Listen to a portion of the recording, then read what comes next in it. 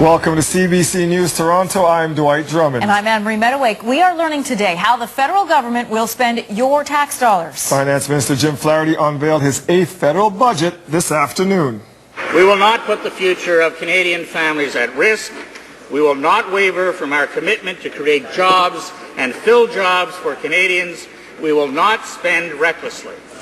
In fact, Flaherty is also banking on skills training and new infrastructure to help our economy. This includes a Canada Jobs Grant, $5,000 to be matched by the provinces and employers. There are no new taxes or tax cuts, but there will be the creation of a tax snitch line and rewards to turn in tax evaders. There are also tax breaks to help manufacturers, hiring credits for small businesses, $119 million for transitioning homeless from the streets. Toronto's continuing problems with gridlock and transit have made headlines all week. Now the city has a better idea of how much Ottawa will help. Genevieve Tomney tells us what was in the budget for Toronto.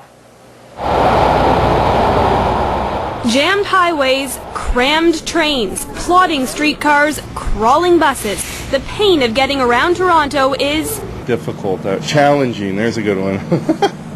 it's ridiculous. It sucks. It sucks. It's really bad.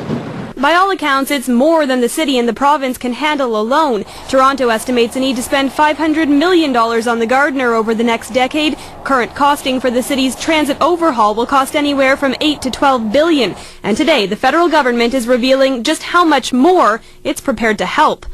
the largest and longest federal investment in building roads, bridges, and public transit in Canadian history. The budget introduces a new program to replace the current Building Canada agreement that expires in 2014 and includes a total of $47 billion in infrastructure spending for cities over 10 years. TTC Chair Karen Stintz says it means Toronto will get more money for projects like the Downtown Relief Line, even though they'll have to compete with other cities to get it. And that's good news. It's the largest sustained infrastructure spending that we've had, and so now the challenge is for the city to make sure that we get our fair share.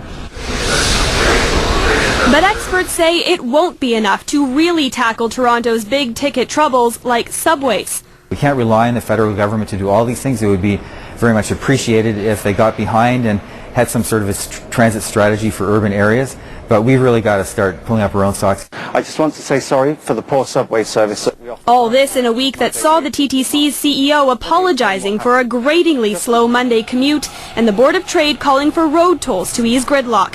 Manahan says a solution is ultimately going to mean some potentially unpopular choices. But the existing road network will eventually be tolled. May not happen in the next couple of years, but in 10 years, that's the direction we have to head. And we have this hot off the press as a statement from Toronto's Mayor Rob Ford, who says he looks forward to working with the federal government to ensure Toronto benefits fully from these funding commitments.